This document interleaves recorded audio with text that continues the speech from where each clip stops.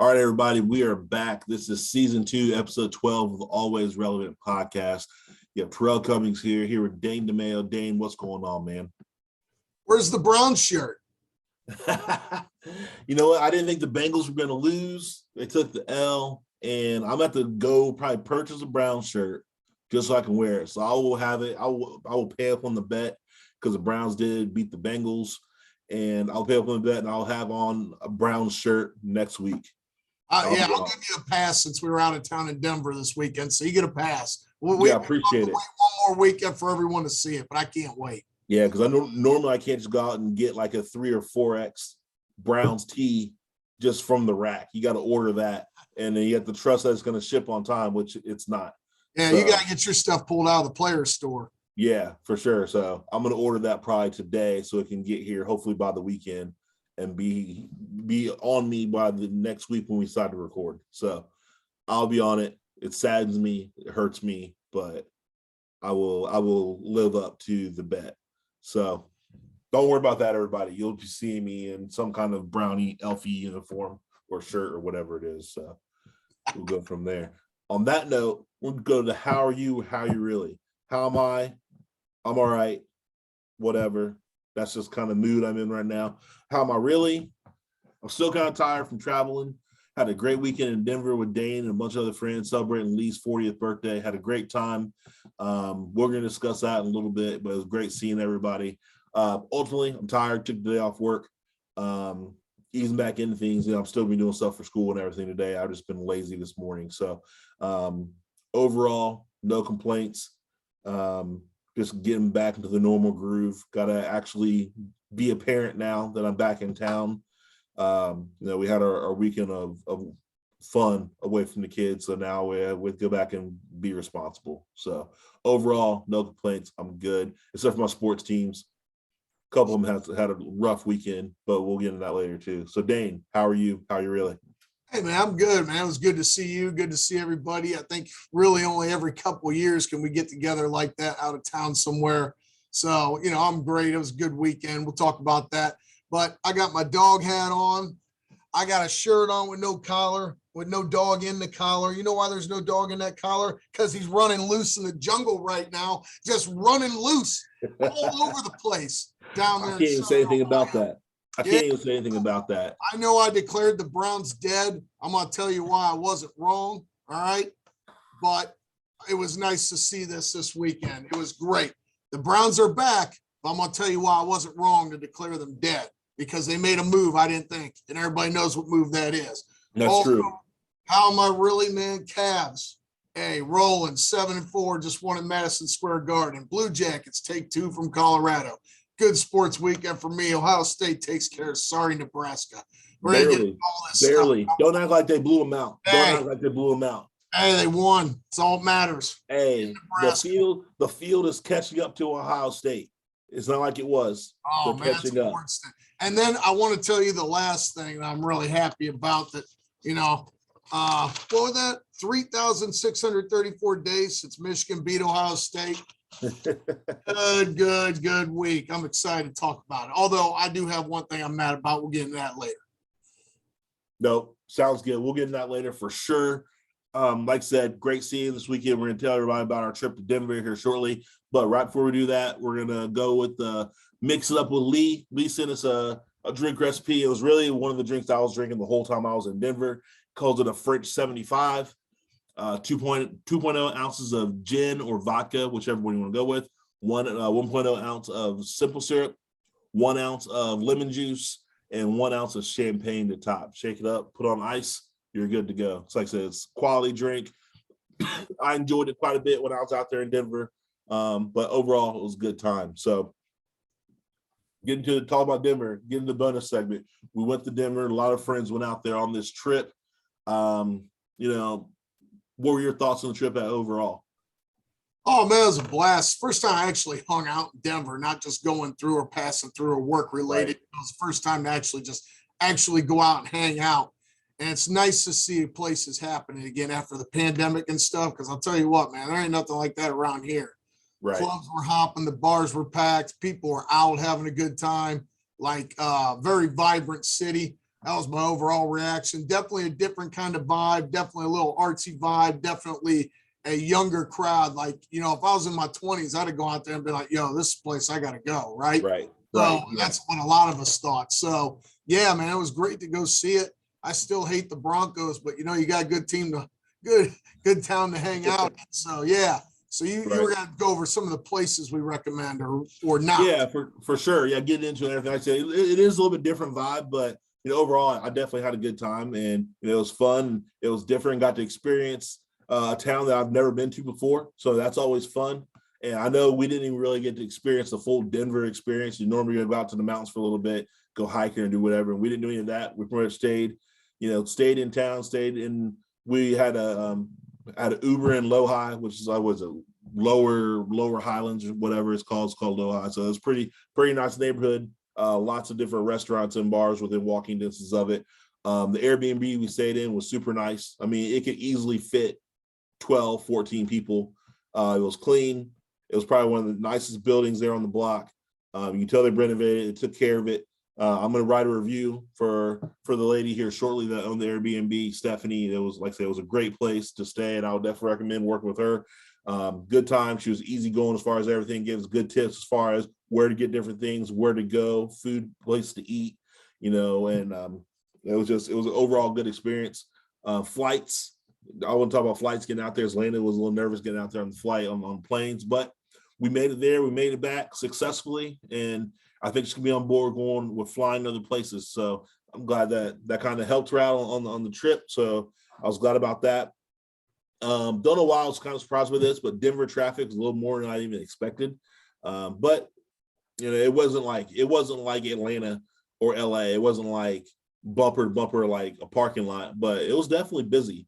When we came in on that Friday, we got there like at 9 a.m., 10 a.m., and there was still some traffic getting through there. So I was kind of surprised about that. And then ultimately, altitude. Don't know if it affected you much. Affected me a little bit. It affected me like less than I thought. Like it wouldn't surprise me if I go to gotten altitude sickness, but it wasn't that bad as far as that.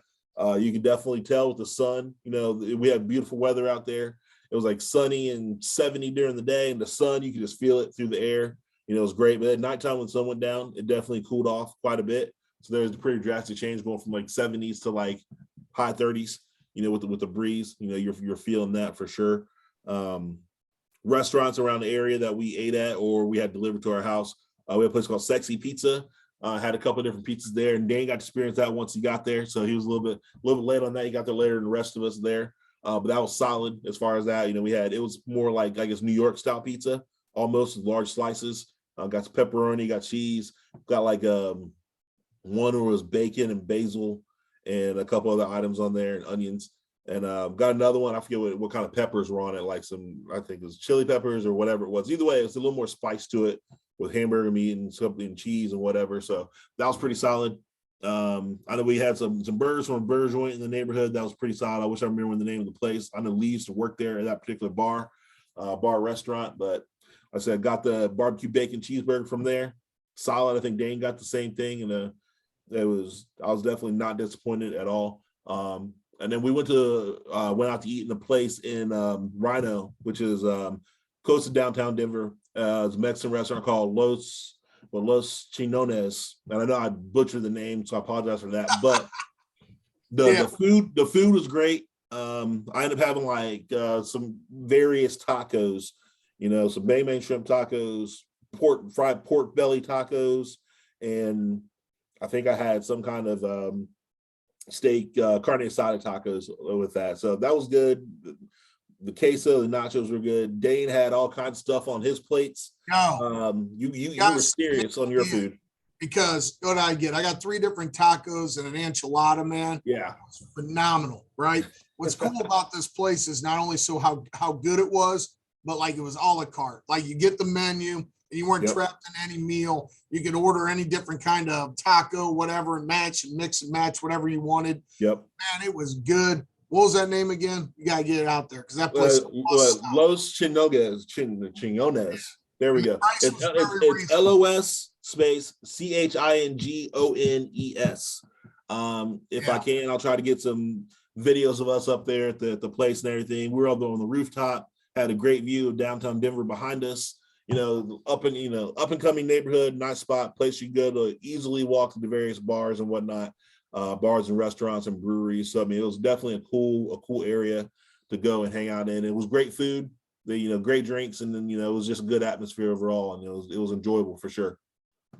Yes, it definitely would have been a place we could definitely get rowdy and in the old trouble like we used to. But actually, right. We're all out and we're adults now. We had our girlfriends with us, our wives. So, we're behaved for, but like I said, it was a great scene, man. And then, like we said, that last place, I don't know what kind of music they were playing. I don't know if that was like upbeat jazz or whatever, but in the mood I was in after all the partying we had done all day and the drinks, fit right in. It was perfect. Yeah, it was good. That place called the Meadowlark. So it's kind of like a basement type bar. And usually basement bars, everybody's kind of worried, sketchy about. I like the vibe, but it kind of reminded me of a place in Indianapolis called the Casbah. Oh, man. We used to go there all the time. Without and I always like that dark basement vibe. And it gave you kind of like the same kind of feel, almost like it'd be like some kind of house music, but it was a mix between like a house music and, like I said, bluesy. I can't even, like I said, I couldn't really explain the kind of music they were playing, but I liked it. I enjoyed it. It was a good spot. We had a good place getting our beverages, hanging out, having a good time. So I enjoyed it. And the next day, Dane missed this. He flew out early on Sunday morning, but we went to a place called the Happy Camper Denver, and great place for brunch. Their brunch setup. They had all the games on TV. Good spot. I feel like they had a DJ going as far as the music and everything. It was just a good vibe. They had indoor and outdoor seating. Like, it was pretty cool. For a neighborhood type bar atmosphere. So definitely recommend that. I got the chicken and waffles, so wasn't mad about that, and had some Elena's breakfast burrito. That was really good too. So there's a lot of other options there, but it was a good time for sure.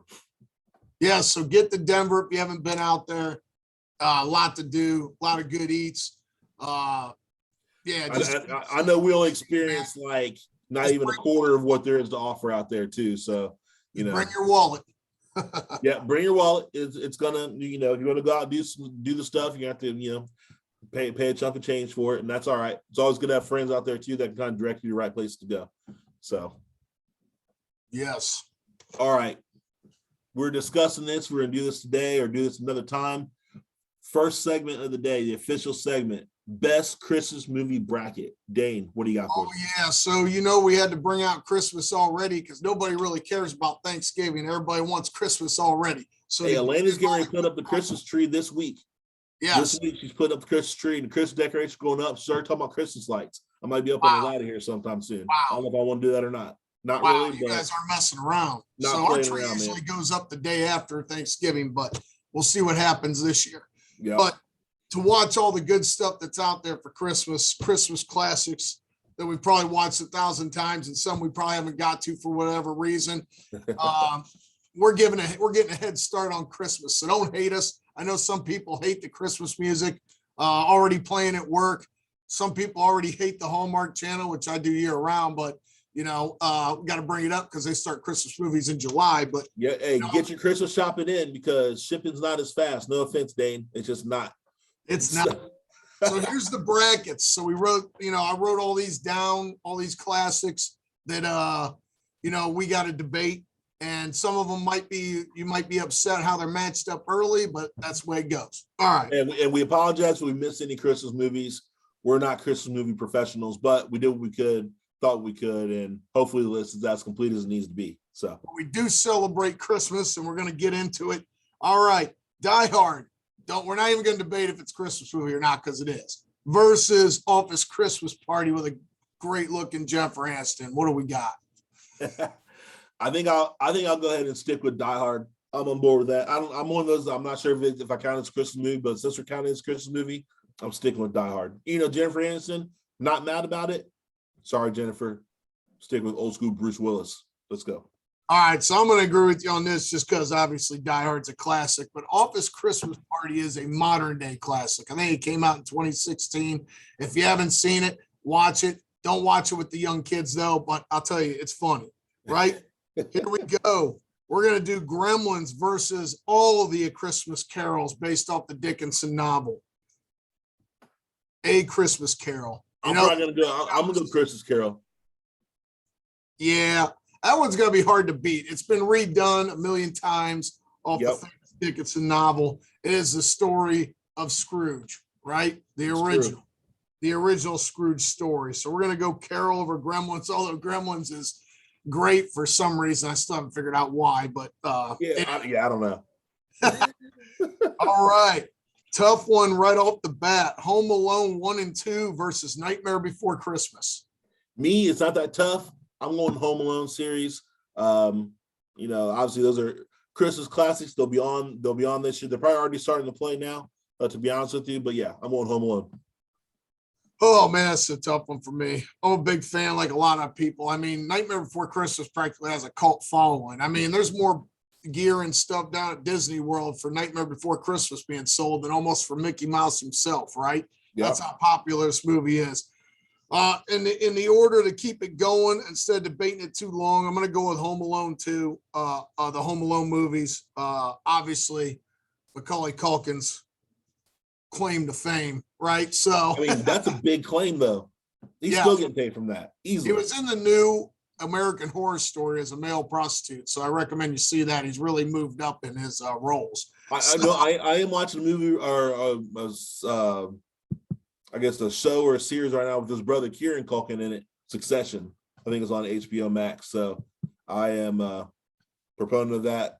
Go ahead and watch that show when you get a chance. Okay. All right. Miracle on 34th Street versus the old school animated Grinch. I go with the Grinch. I'm going Grinch. Classic. I mean, that's just a great one. And you can get it out of the way quick because it's like 25 minutes long. Yeah, it's not that bad. All right. A Christmas Vacation, Chevy Chase, classic, Squirrel in the Christmas Tree, chasing everybody. Crazy. Versus another Christmas classic, A Christmas Story with the Red Ryder BB gun. Oh, man. What do we go with here? I mean, for me, I'm going to go Christmas Vacation because I'm not going to lie. I've seen parts of the Christmas Story, but I've never actually sat down and watched it all the way through. So for that reason, I'm going to Christmas Vacation. I know everybody probably thinks I'm crazy, but that's just me being honest. Hey, I'm going with you too. Like, I like both movies, but a Christmas Vacation is a must watch for anybody. Yeah. All right, here's where I think we're going to have our first disagreement here. Major one. We got Elf versus Frosty the Snowman, the old school animated classic.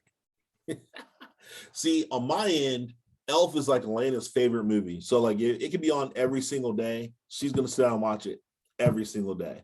Now, I don't like Will Ferrell like that, but I didn't always love the Frosty the Snowman little claymation. No, that's 2D animation. That's not the old. Okay. I'm still going to go Elf. That's where I'm going. Okay. I'm just going to get this off my chest.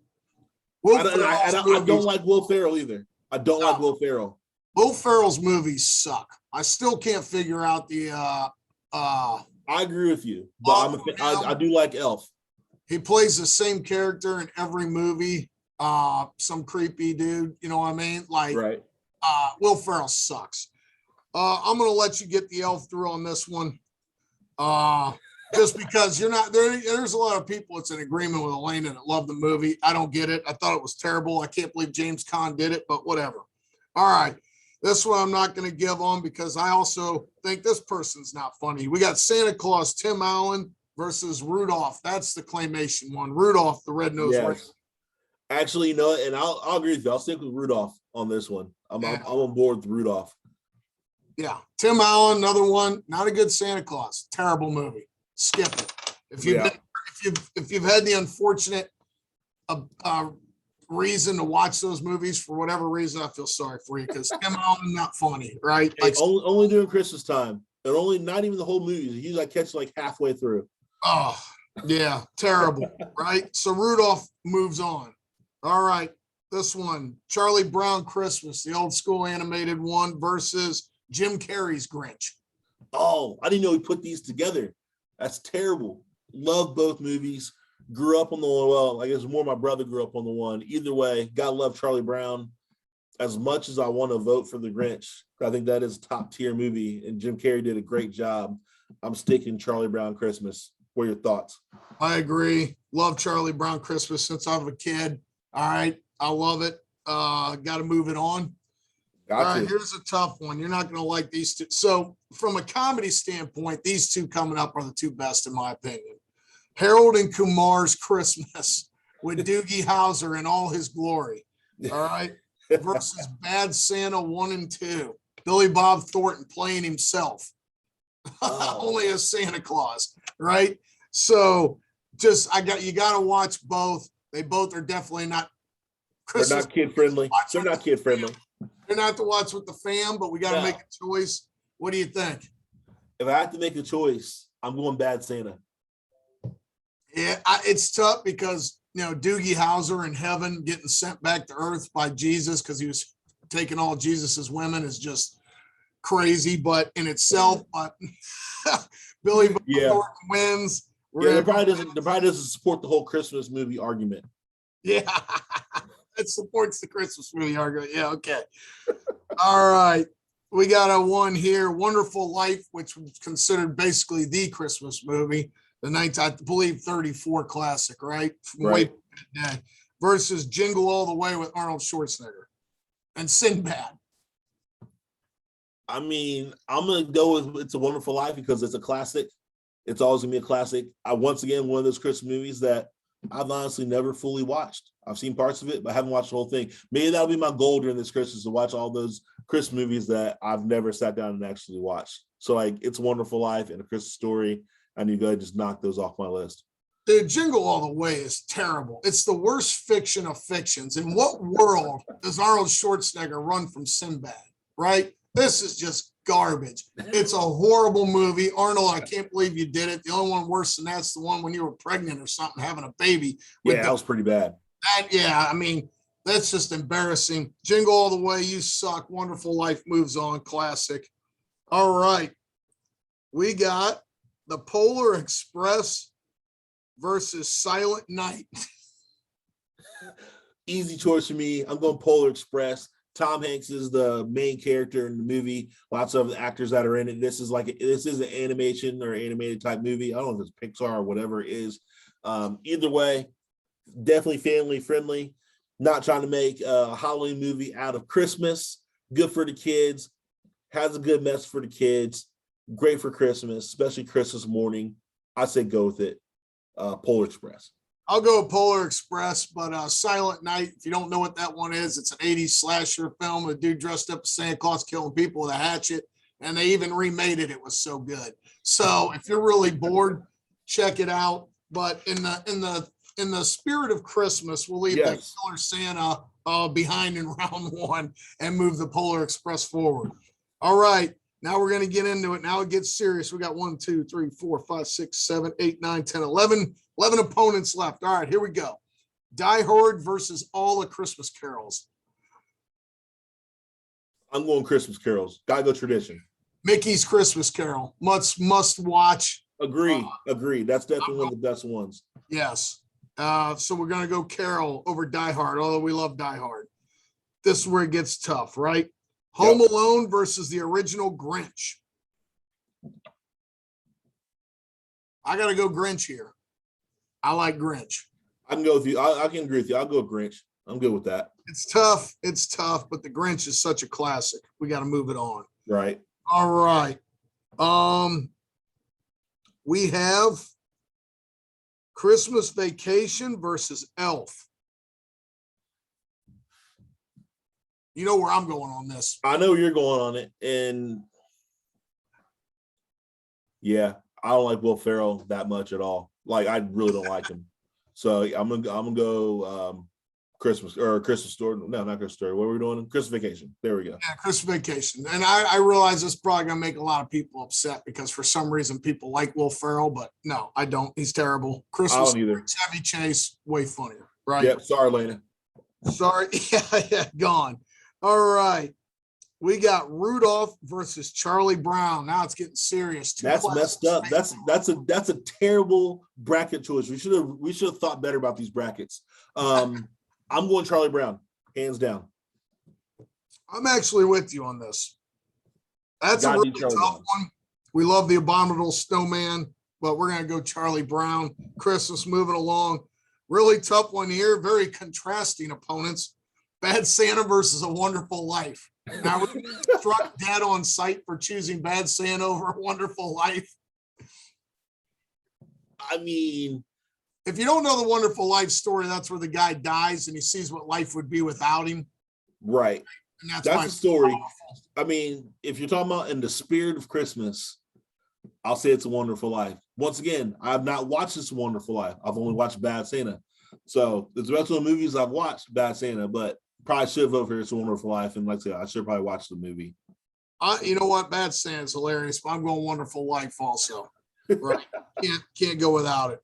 All right. Polar Express got a bye. All right. Now we work our way back up. Yes, Polar sir. Express versus A Wonderful Life. I'm going Polar Express. Ooh. I stick with it. I will vouch for it. Families should watch it together.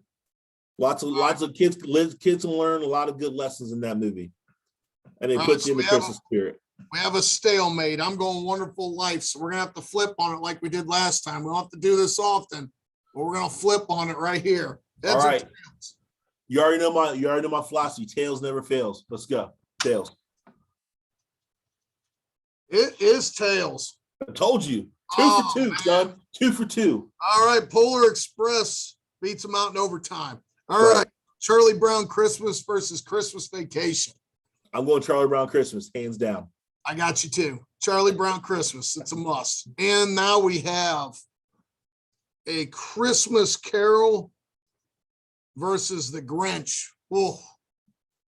I think I'm going Christmas Carol because I think you have to. I feel like classic ones. I feel like you have to go Christmas Carol. Like I said, from the Dickens story, the various reiterations and recreations of the movie and the book and everything. Yeah, I gotta go Christmas Carol. All right, so here we are. We're down to the final 3. This is where we're going to eliminate one. We got Christmas Carol, Charlie Brown Christmas, and Polar Express. Oh, that's tough. That's tough. If I have to eliminate one, I guess I'm going to eliminate Polar Express. Okay, we're in agreement on that one. Polar's done. Yeah. And now for the finale, Charlie Brown's Christmas versus A Christmas Carol. For me, hands down, the best Christmas movie of all time, Charlie Brown's Christmas. Wow. This is tough for me.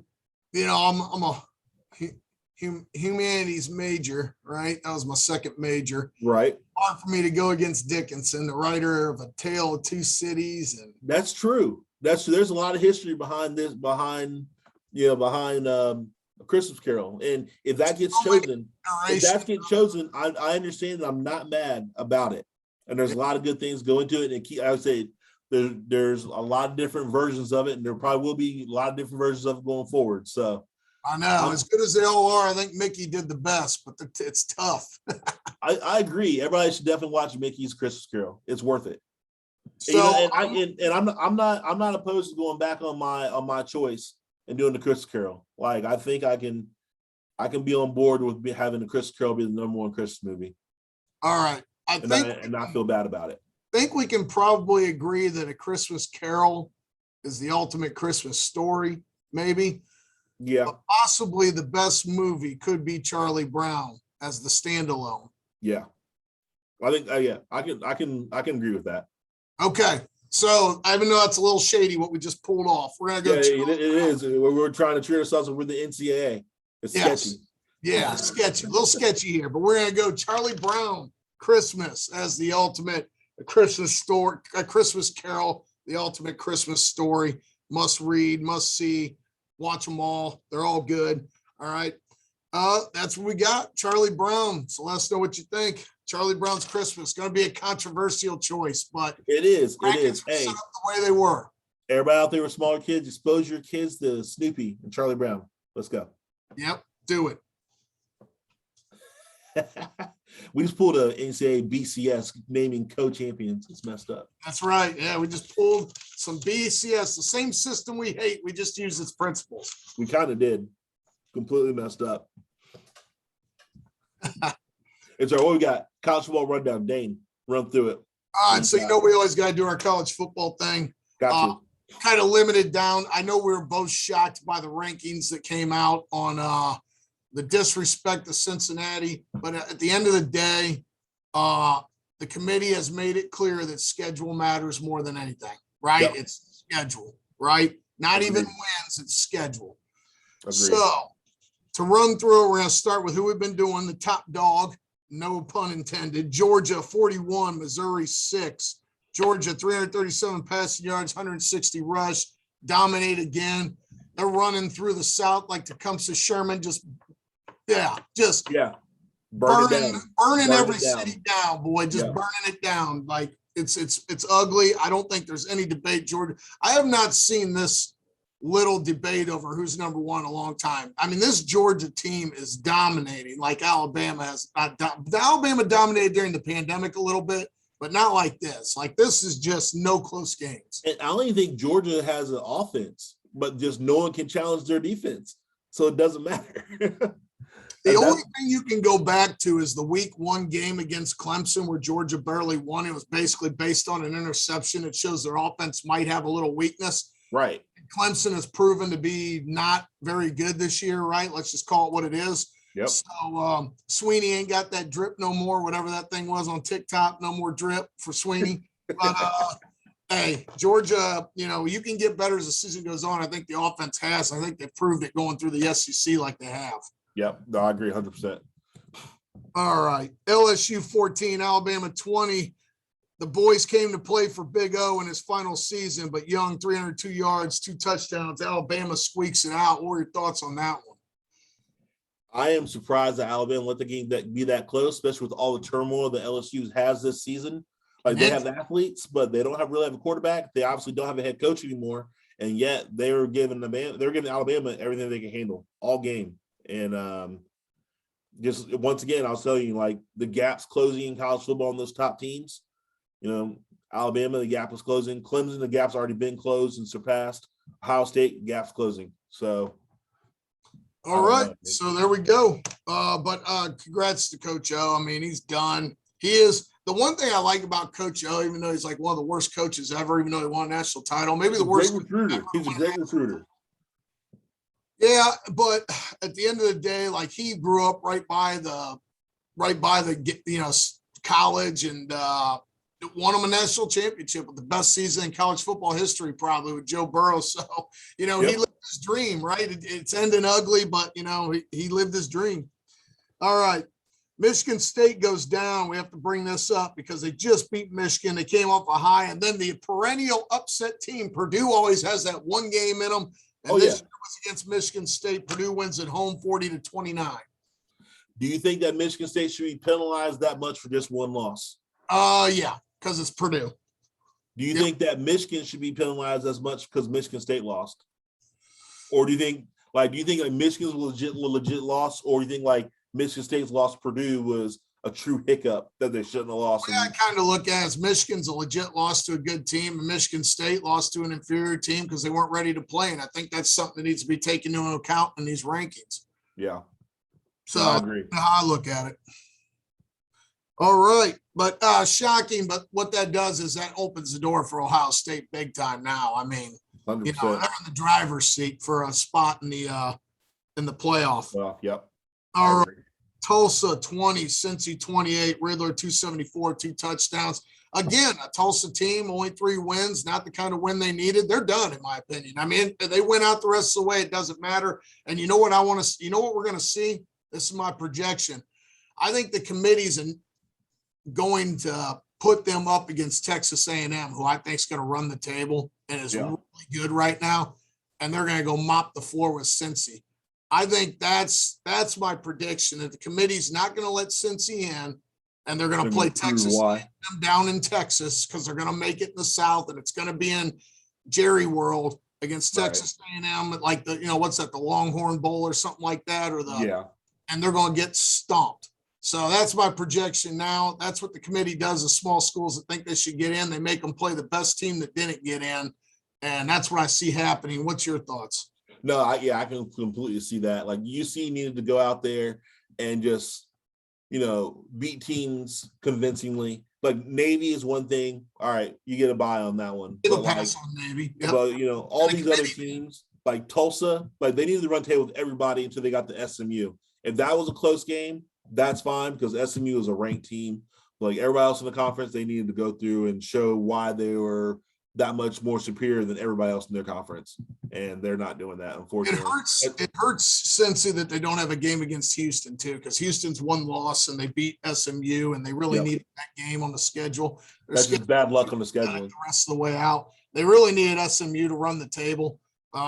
Even though the committee's made it clear, even if they run the table, it wouldn't really matter, right? Some crazy stuff would have to happen. I think even if crazy stuff happened, they wouldn't get in.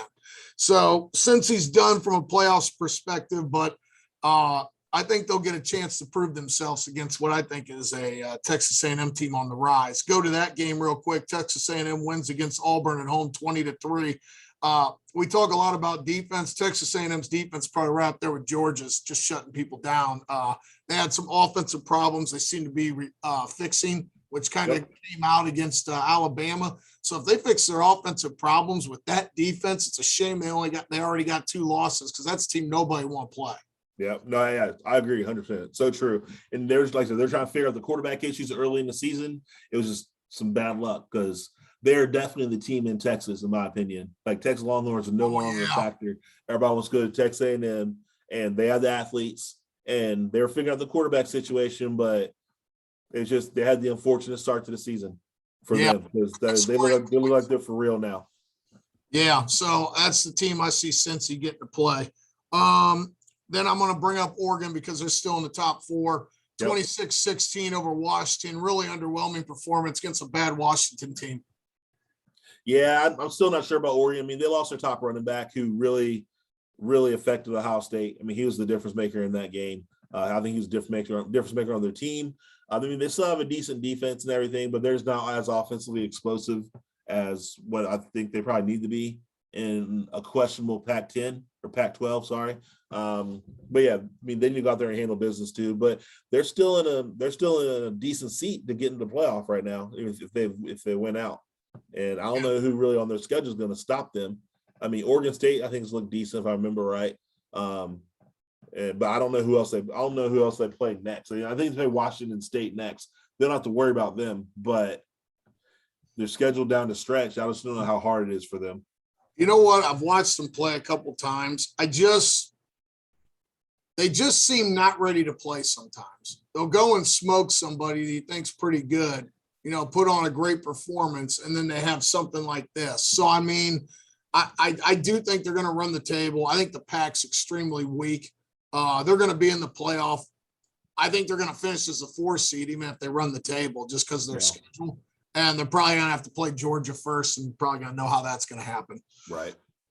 All right. So let's get into our games. Let's start with Michigan, 29 over Indiana. We're going to start with this one. Indiana, probably most disappointing team in the Big Ten, maybe in the nation. McNamara for Michigan, 168 yards, 2 touchdowns. Haskins, 27 rushes, 168 yards, 1 touchdown. What do you got? I know Michigan came in and they ultimately did what they needed to do. Wasn't pretty, but I don't think Harbaugh, the style of ball they're going to play this year is going to be pretty, unfortunately. It's just not going to be like that. They're going to try to play solid defense. They're going to try to grind it out a little bit. Hopefully they can pass the ball a little more consistently. Hopefully they can throw a little more like they did against Michigan State a little bit and find those, find the answers there. I know Blake Corum, one of their starting running backs, he went out early with an injury, and I didn't see whether or not he was able to come back or how bad that injury was. That's why Haskins had more of the carries, where normally they split, usually have about 15 carries apiece. Where this time Haskins had, what you said, 27, 28 carries, something like that. So usually he doesn't have that kind of volume, but I think he's a volume type back where he can wear on you. But I'm still unsure. There's lots of things I do like about the team, but I'm definitely uneasy about their line. I'm uneasy about part of their secondary as well. And I'm uneasy about the offensive play calling. I do think defensive play calling was better as far as not having the illegal defenses called on them for calling or illegal substitutions called on them for trying to change out the personnel when the offense didn't do so. So I think he was getting better with that. So we'll see how well he adjusts to that going forward, especially next week when they play Penn State. That's when we'll see if they're really for real, because Penn State's defense seems to be solid. Even their offense is suspect. I can't figure out Penn State, but I will say Michigan, coaching seems to be, I hate to say this, but coaching seems to be their problem. They dominated the first part of that Michigan State game, let it slip away, bad play calls, bad confusion on defense, just unacceptable stuff at that level, especially a coach like Harbaugh has been there a long time. This game against Indiana doesn't tell me anything. Don't really have anything to say. It's tough. It's hard to say something. The defense coordinator, all right, he's from the league. He's young and he's from the NFL. He's still learning some things. I'll give him a pass because overall their defense, I think, has been better overall. But offense, though, like, I'm still wondering why Josh Gaddis is still there. I don't understand his play calling sometimes. I think he puts them in bad spots, and then like the weaknesses that they have on offense they get magnified because he puts them in bad situations with his play calling, in my opinion. And it's hard to explain for people that don't understand football. It's just, as a former offensive player watching it, I feel like he can do different things to get his best players in better situations and not put them in situations that has them at a complete disadvantage. Yeah. So. All right. So move on. Michigan took care of business. Ohio State, 26 at Nebraska, 17. Stroud, 36 for 54, threw 54 times again, 405 yards, 2 touchdowns. His stats for the year are just getting crazy because the amount of tossing the ball around they do. That's kind of crazy, though. Like, why, I don't understand why they weren't running the ball more with Henderson. They only had 90 total rush yards. Henderson, 21, 92, 4.4 yards a carry. They've had moments this year, particularly against Oregon, where they weren't able to run the ball that well. This is Ryan Day offense, like Ryan Day, Ohio State. We're not going to play defense. We're going to chuck it around, outscore you. Nebraska, I thought, should have stuck with the run. For some reason, Ohio State was having a lot of trouble. I mean, we were all in Denver watching. We had the whole group together for that afternoon game watching that game. We're like, man, Nebraska's in this game like they've been in almost every game this year, right? They just can't close the deal. Martinez, what was his final numbers? Wasn't nothing spectacular. 248 yards, 1 touchdown, 1 interception.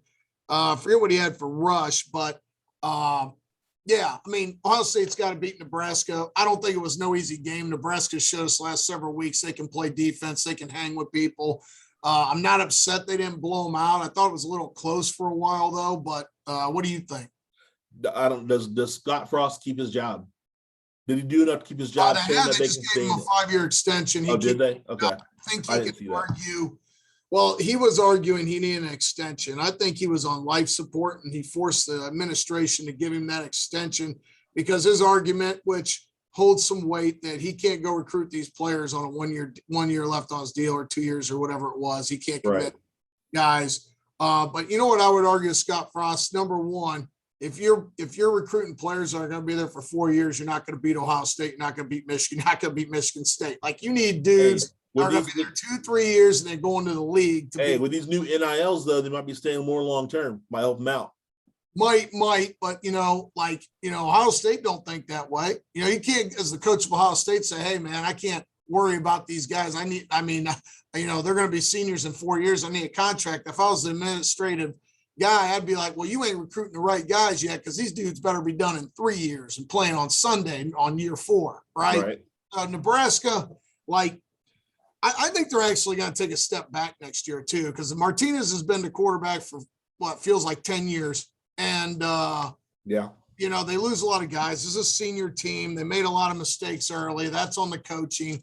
I don't want to go too much into Nebraska, but I think they're going to go backwards next year, and Nebraska's going to have to pay Frost all that money. And I don't know what direction they go from there, because they haven't been able to figure it out since the senator left.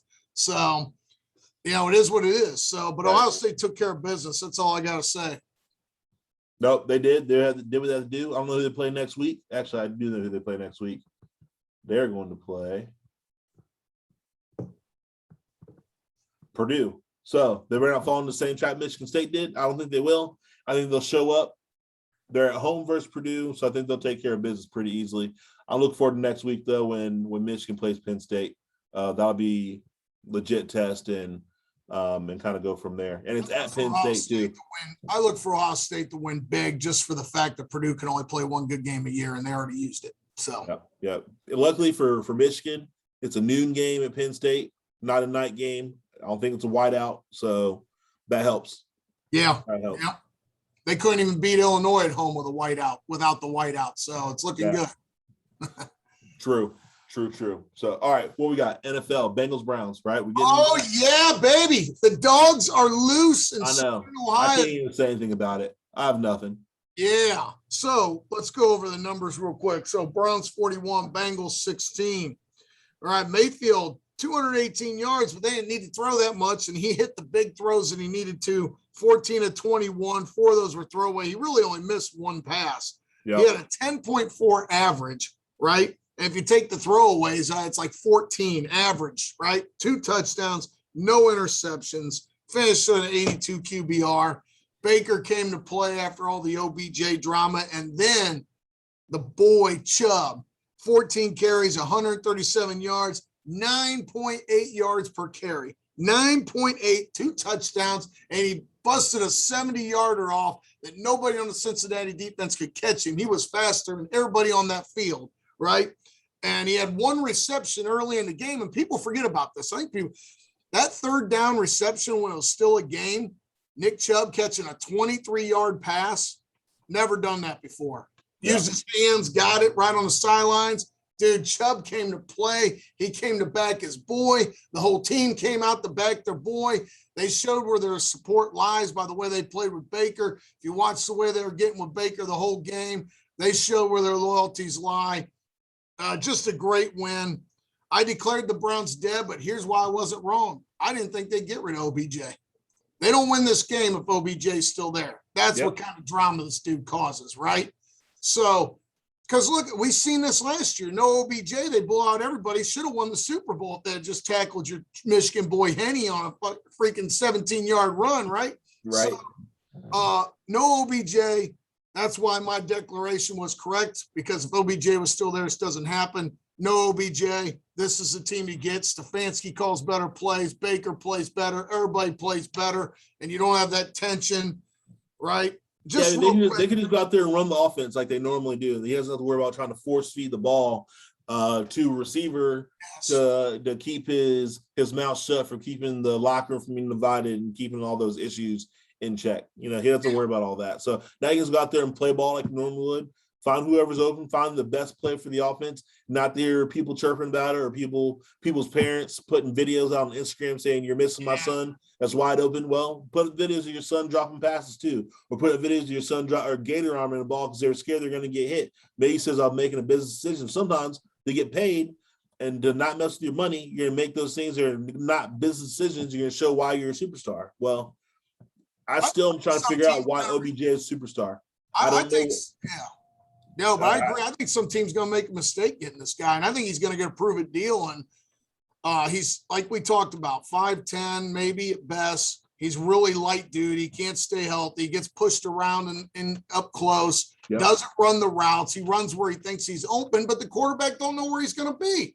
Like, this dude.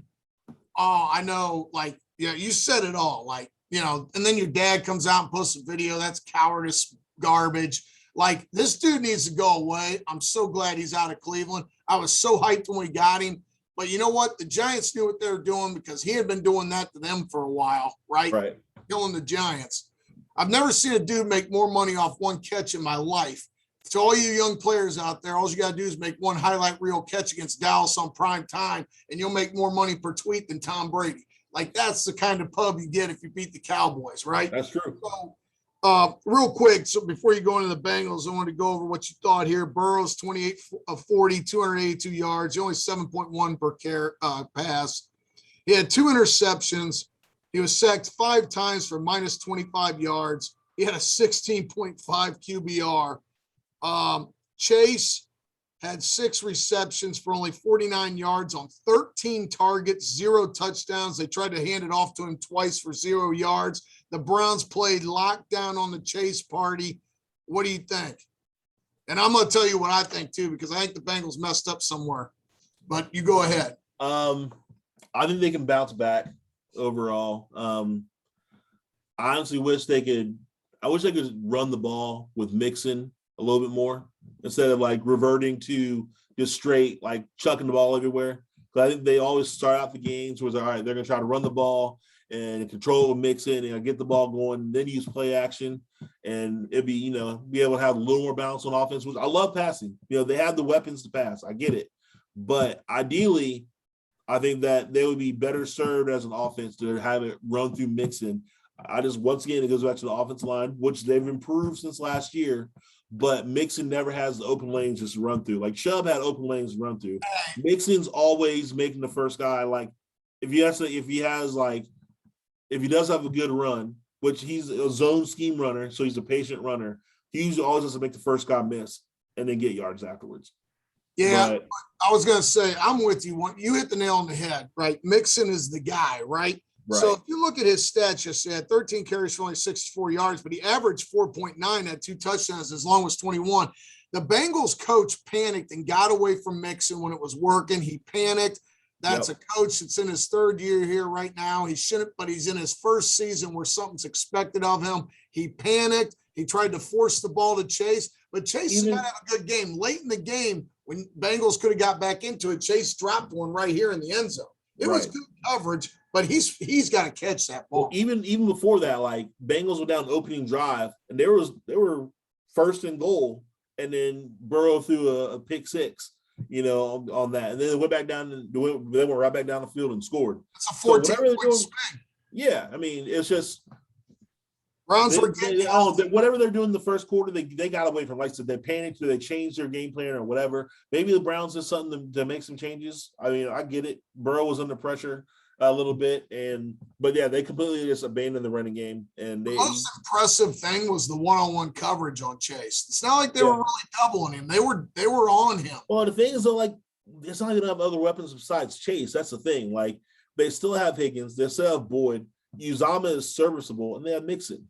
So, like, the fact that Chase is double covered, it shouldn't make a difference to me. Higgins had a good game, 6 receptions, 78 yards, 13 carry. I think Burrows was trying to force the ball to Chase late because they were down and they were panicking a little bit. Right. So that's one of those things where I think it's tough having the 3 receivers with the tight end in the back.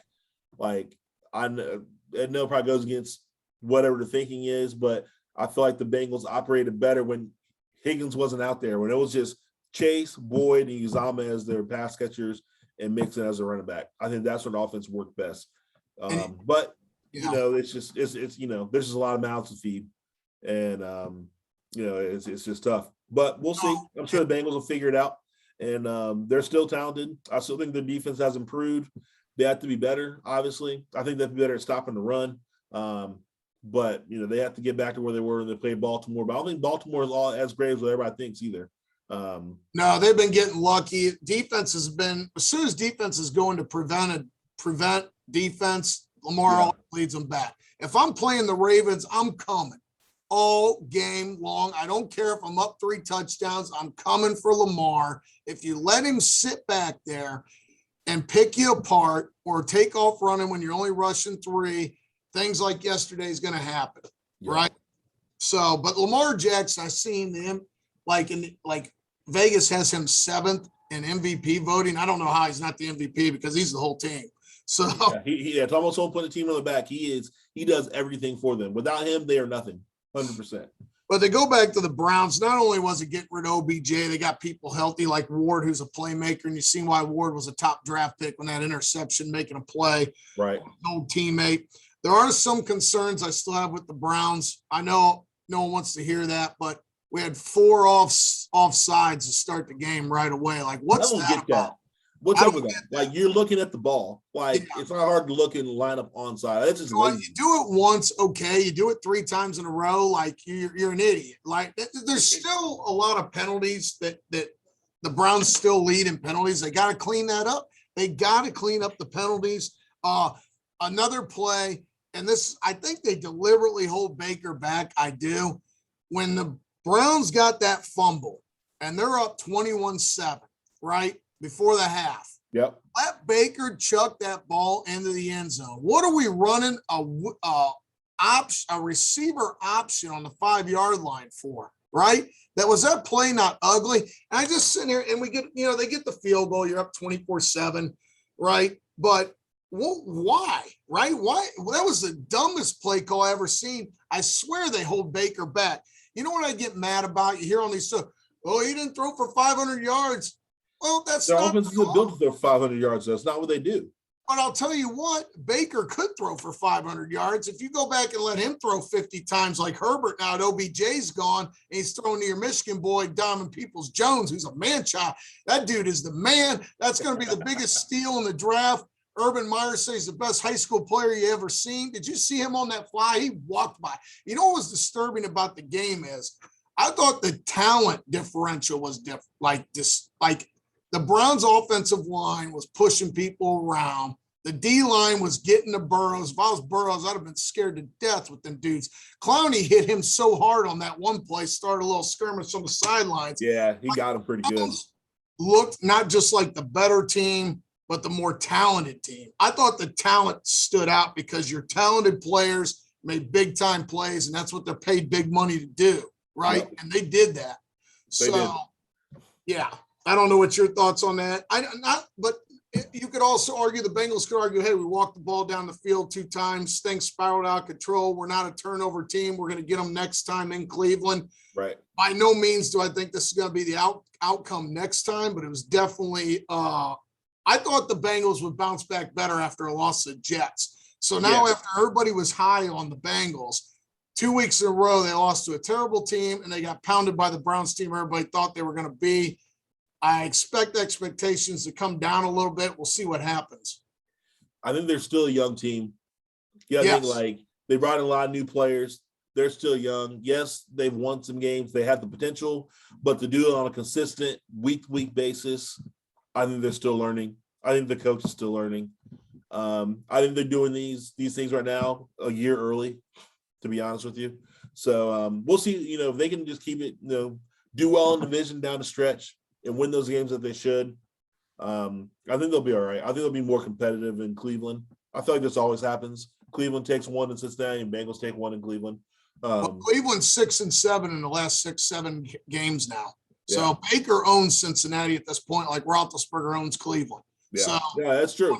That's true. Yeah, Bengals been through their slump. I think they're a different team than what they've been in the past 3 years or so. So I do think they're better. I think they're more improved. I think that they can.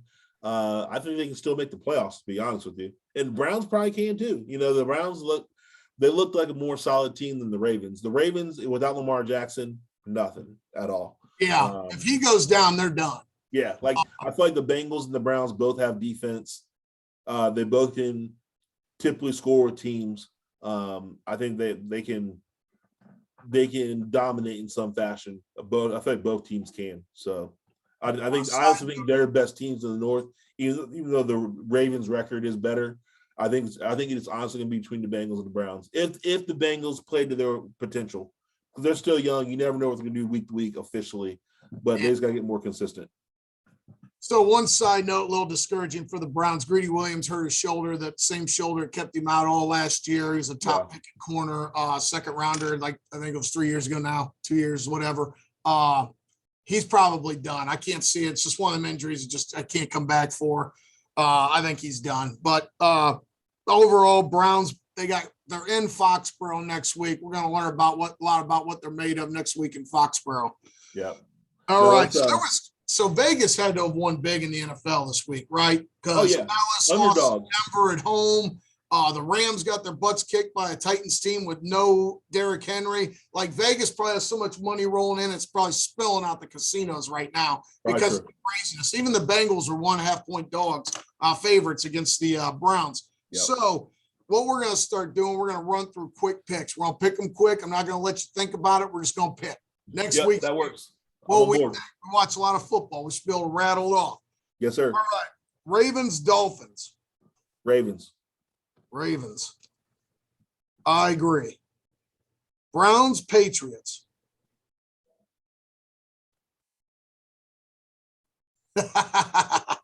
So much for quick. So much quick. Patriots. All right, Patriots. It's in Foxborough, right? Yeah, Patriots. Yep, I got Browns. I feel like the comeback's on. All right, Falcons at Cowboys. Cowboys, bounce back game. Get right. I agree. Saints at Titans. Titans, they're rolling. I'm going to go Saints on a comeback game. I think they're going to sign OBJ too. All right. Jags at Colts. Jags coming off big win against Buffalo. I forgot to mention that one. The money just rolling out the casino. Jags at Colts. Colts defense is going to shut down the Jags. All right, you got Colts at home. I'm going to take Jags on the road. I'm feeling the Urban Meyer train. I told you they'd be the most improved team second half of the year. I don't trust Carson Wentz. I'm going Jags, Urban Meyer all day. Get the Urban Meyer. I'm going Colts defense, man. Colts defense. I'm going to start hanging out at Urban Meyer's Tap House. All right, what we got? I bet. So what we got? We got Bills, Jets. At Jets. Bills. Yeah, I'm with you. I think Bills come back. Lions at the Steelers. Ooh. Lions are winless. It's hard to go winless. Yeah, the Steelers. Like garbage lately. Steelers. I think Steelers have new life. Yep. I'm with you on that. All right. Bucks at Washington. Could be a trap game. Bucks. No trap game. Washington's garbage. Yeah, I'm with you. I'm going Bucks. Speaking of garbage, Panthers at Arizona. I'm going Arizona. Yeah, I'll go Arizona. Panthers don't happen to them. They look great at the beginning of the season, but they've fallen off a cliff. Well, but they have McCaffrey back, so they have a chance. Real Sam Darnold stood up, so they got no quarterback. Vikings at Chargers. This one's a tough one. That is a tough one. At Chargers, I'm going to say Chargers. Chargers got to outscore them, though, because Chargers defense is as good as what you think. I'm really torn on this one. Vikings just find ways to lose, just like unbelievable the way they find ways to lose. Yep. I'm with you. I'm going to go Chargers too. So last 5 games, we've been in agreement. That's scary. All right. Eagles at Broncos. Broncos, feeling it. Yeah, I don't like what I've seen from the Eagles. I'm going Broncos. They getting Von Miller out of there for the drama in the locker room seems to have paid dividends there too. It's amazing what happens. You think they're professionals and they just think football and they just work that way and it's different than youth and high school, but it seems like it's even more important than the pros to get toxic people out of the locker room. Yeah. Like it almost seems like it's more important at that level. Yep. Like it's almost like, it's just strange phenomena.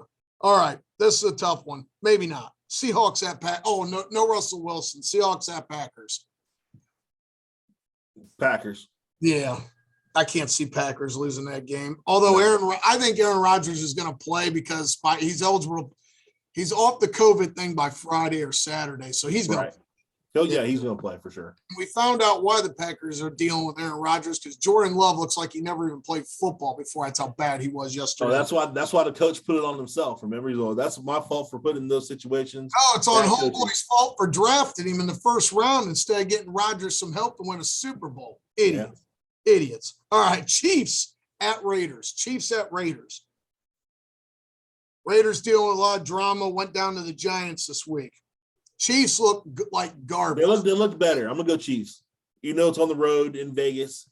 I kind of want to go to Raiders, but I'm going to go Chiefs. I think the Chiefs are on the come up. The Chiefs had trouble with – even when the Chiefs were dominant, they had trouble with the Raiders because the Raiders team was kind of built to beat the Chiefs. Actually, and the Raiders just got your boy Deshaun Jackson too. And What happened to Quick? Let's go. I'm going Raiders. I like it. I like it at it. home. I like the way they play against the Chiefs, and the Chiefs look like garbage. All right. Final one. I think this is pretty easy. I got Rams winning at San Francisco. 49ers are garbage. Yeah, I agree. All right. So that's our picks, everyone. Go out there and put money on it. I'm glad we didn't pick this week. I hope no one bet this week because I know you lost money. There ain't no way anybody won this week. If they did pick these games, if you picked a parlay that had all these games, you're probably a millionaire and living already in Bahamas because – No, they said if you put like $100 down to pick all the underdogs, you would have won like 87K or something like that. Yeah, it's crazy, right? Yeah. All right. So We're going to go Ohio Sports True or Untrue? Yep. Ohio True or Untrue Sports Edition. What you got? All right. We're going to go through the Ohio pro teams with a serious question, see if Rell can answer it. Cavs are 7-4. Mobley looks like he's going to be a star as the rookie. Rubio at Madison Square Garden last night dropped a career-high 37 points on 8 and 9 from three-point. You like Ricky Rubio now? They played the toughest part of their schedule on the West Coast. So I thought you said Ricky Rubio's still soft. You like here's the question. And Love's on COVID, so I ain't got to worry about him. So, with all that being said, is it true that the Cavs are good and they will win a playoff series this year? Good's a stretch. I think they're better than what they were last year. I do not think they'll win a playoff series this year. Wow. What a downer.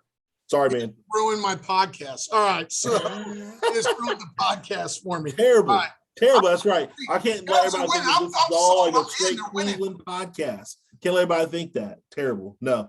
But the Cavs have potential. I think they could be good, but they're a few pieces away. They're not winning a playoff series yet. They're too young. Yeah, dude, just ruined our podcast, dude. Yeah, man. God. Yep. Sorry, dude. Sorry. It's all good. Here's the next one. Jackets are 7-3, tying the best career start in franchise history with a bunch of young players, including the youngest player in the league, 12th overall pick, Sullinger, hitting goals, right? Patrick Laine, though, just went out 4 to 6 weeks. That's tough. Sprained abdominal. He's a playmaker. He's hit 2 overtime winning goals. The Jackets are good and will win a playoff series this year. I will say yes for them. Because I feel like in hockey, you can. Oh, I think they'll be good. I don't think they'll win a playoff series because they're still young. They have a bunch of young players, but I think they could win some games. I think it's different in hockey than the NBA. NBA is a little bit different. That's why I have more confidence in the Blue Jackets being able to be kind of a better team. So I hope I'm wrong. They're in by far the best division if you look at the rankings right now in the wins. I mean, Carolina's only lost 1 game. Still got the Penguins, still got Washington, still got the Rangers. Might even out. It's just brutal. I don't see with this young team them doing it with Laine out 4 to 6 weeks. I hope I'm wrong. I love the way out they're playing. They just beat Colorado twice in a home and away. It was a very good Western Conference team last year. But I'm going to say no. All right. Browns better off with no OBJ. Yes. The fact they played so well against the Bengals is not, and it's not crazy. It's not an anomaly. I think it shows where they're going to be going forward. I think they're going to keep improving. I think the locker room is going to be a lot better. I think Baker's going to be able to do Baker things and not try to force feed the ball somewhere. And I think they're on their way. They're good to go. And I agree. It's true also because OBJ, there's just a lot of stats. I understand the argument. How can you not get this? How can you be better without him? But maybe we need to start thinking about maybe he's not that good. Let's just call it what it is. Yeah. We have to make these more rapid. We're coming up on our deadline. All right, here we go. Reds finish second to last next year in the division after losing all their players. Yeah, I agree. It's terrible. I know they're trying to sign Castellanos or whatever. We'll see. I mean, maybe they have some faith in their farm system. I get it. They have some players coming up, but they still need to go out there and pay some money for some relief pitching because that's what messed up with their playoff run this year. The fact that the starters did well, they go 6 or 7 innings, and their bullpen will come in and blow the game. Multiple games where that happened. It was terrible. They didn't do anything to try to rectify the issue, and it's garbage. So we'll see what they do in the offseason, but right now, yeah, I agree. They're going to be towards the bottom. We'll see what happens. The Cubs already started. The Cubs did their fire sale. The Brewers are already going to be good. The Cardinals are always good. And the Pirates, they're still going to be rebuilding as well. So it's very possible that the Reds could be second to last in the division. It wouldn't surprise me. I hate to say, I hate to call people's liars, but I'm calling the Reds owner a liar because I agree. Don't spend no money. Absolutely. I agree. Absolutely. Only team that's going to be worse in divisions, Pittsburgh next year. I agree. The Guardians/Indians can win the Central next year. They picked up the club option on Jose Ramirez. That's the only chance they have is him. That's the only chance they have is him. They got Reyes has been balling out. They get their pitchers back that have been hurt. You got Plesac, Bieber back. But can they stay healthy? They got to pick up some. I mean, that's always the thing. Assuming they're healthy, White Sox are still going to be tough to beat, but I don't think they're unbeatable at all. I'm going to say, yeah, I think Terry Francona comes back after all his surgeries and he's going to be out of pain and he'll be able to coach like he used to. I'm feeling the Indians winning it next year. I do like Francona as a coach. I do like him as a coach. Yeah, he's coming back. So I say true. All right, real quick. When Crew can return to form next year and come back for a title run after a disappointing out of the playoffs finish this year. Yeah, I mean, it's possible. They can jump back. I mean, they were champions last year. You know, maybe they had a letdown, maybe they had a lot of players off doing, you know, other things, but it's possible for them to bounce back. They've had a lot of injuries. They still got core. I think they're back in the running next year. Yeah. Cincy FC will finish last in all of Major League Soccer again, a debacle of a franchise. What's your thoughts? FC Cincinnati, with all the turmoil, with all the craziness, with all the off-the-field headlines, I will say right now, we can put it as a board bet, they will not finish last place in all of MLS next year. They will not. They will improve, in my opinion. Okay, untrue. True. Untrue. I'm going to say, oh, man, are they awful. They are so bad. They just have to figure out a way to score goals. I don't know. They play solid defense. They got to put the ball in the back of the net sometimes. They'll be all right. They're going to have a high draft choice. I don't know how much that means in soccer in terms of when they come up to play or anything like that. I just I think they're finishing last again. They're freaking awful. They got to show me they can do something not to be awful. So I'm going to say true. All right. Bengals playoffs. True or false? Yes. True. Browns playoffs. True or false? True. Okay. A lot of AFC North. That means you're picking the Steelers to fall out of the race and some other people. Yep. All right. And one more bonus question. Watts finally comes back and wins the NCAC next year. He's at Denison. He's on a 7-2 record. Can your former teammate bring my school back to glory next year and beat Wittenberg and win the NCAC? I want to say yes. But Wittenberg has always been Wittenberg, and they've always been kind of the champs. This year, lost on a last-second field goal this year. It hurts. The only thing that beat him up real good was DePaul, who seems to be becoming a power. But hey, DePaul, you know why? Because my former quarterback's the head coach there. Big ups to Coach Dietz. So, he's one of your former teammates too. A lot of coaches. Everybody talks about Mount Union. Look at all the coaches out of Hanover. HC coaches all over the place. Yeah. Hanover, Owu, DePaul, Stephen F. Austin down there, the Roadrunners defense coordinator. He's down there. Scott Power. We have coaches all over the place, man. All over the place. So that's our Ohio edition of True or Untrue. That's right. Now we got Get Real with Dane. Dane, get real. Quick, let's do it. I'm going to make this quick. United Airlines. Get real. You suck, right? So you say you make me check my bag. You won't let me who doesn't let you update the priority boarding, right? That's easy money in the bank. So don't let me update.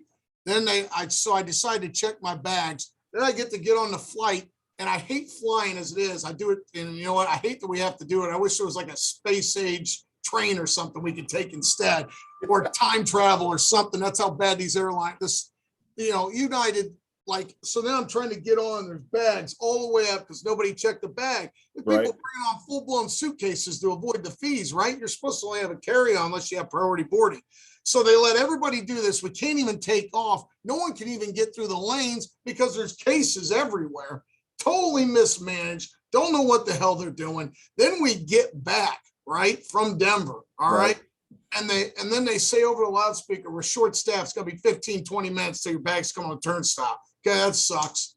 15, 20 minutes later, hey, we're understaffed. It's going to be 15, 20 minutes. Okay, you suck. Right. Oh, another 15 minute hour to get bags to the turnstile at the Philadelphia airport, which is the worst airport in the history of aviation. That place sucks. So does United Airlines. Your seats suck. They're so small. I felt like sardines shoved in a can. Give me my JetBlue. Give me my American Airlines. I got to stick with my regulars. The only reason I took United is because it was direct to Denver, and I don't go West Coast very much. So I gave you a chance, and you sucked. And I still don't have my airline miles, so I'll be calling you on that here in a minute.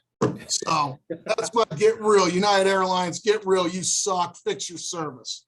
I flew United. My experience wasn't quite as bad as Dane's, but I usually fly American. I agree. So, all right, Messin With Your Money with Rell this week. Don't have too much. We have Von Miller, former Broncos defensive end, got traded to the LA Rams. Messin With Your Money, he usually throws a Halloween party every year and have big asks to be there. Quavo from Migos, I forget who else is going to be there. And this year, for whatever reason, he's asking his teammates to chip in thousands of dollars on this party. How are you going to throw a party? Including rookies. How are you going to throw a party and ask for everybody throwing money, including rookies? Rookies haven't even made it yet. They're on like usually the rookie contracts. So they're not making nearly as much as what he's making. He's made 90 million. He's made crazy. 90 million. He shouldn't have to ask anybody for money to throw a party he wants to throw. If he can't afford to throw a party, throw it every other year. Stop asking your money. Ask Johnny Manziel for the money. Yeah, seriously. Johnny Manziel could have afforded it before going to Texas A&M. He could afford what he got paid with at Texas A&M. It doesn't matter. Either way, Johnny Manziel would have hooked him up. I'm sure he would have helped him out. But you know what? Stop missing your money. If you can't afford it, if you can't throw a party, don't throw a party or do a charity event. Whatever it is, stop asking your boys to pay for the party that you're trying to throw. Or if you're throwing a party and you need help, you're officially a co-host because people helped you pay and hook up for the party. So don't be like, this is Von Miller's Halloween party and I'm all awesome and stuff. And then after the party, when everybody thought they were guests, you asked for money after. Yo, bro, we were in a fraternity. You ask for money up front for cups if they're charging. You don't ask for the money after you pass out the cups. That's right. Can't do that. Money. Agreed. 100%. And on that, cups before they even get in the door. Yeah, and that led to the reason why he got traded, because he was causing locker room issues. You can't have locker room issues, so the Broncos were quiet about it, but ultimately he had to go. What did they do on the field against Dallas? Laid the wood. Hi, Lena. You're me on video. Hey. How are you? Good. How are you? Good. So, on that I note, hear you yelling. On that note, because I'm getting ready to go to meet with the CEO of the company for my capstone, we're going to jump off here. But Dane, as always, great hanging out, great talking. I know I owe you a Browns shirt next podcast. I still can't talk about it. Either way, hit us up on all of our social media. Dane, what else you got to say? Go Browns, go Cleveland, go Cavs. Taking over. Cleveland against the world. All right, y'all. We'll talk to you soon. Later.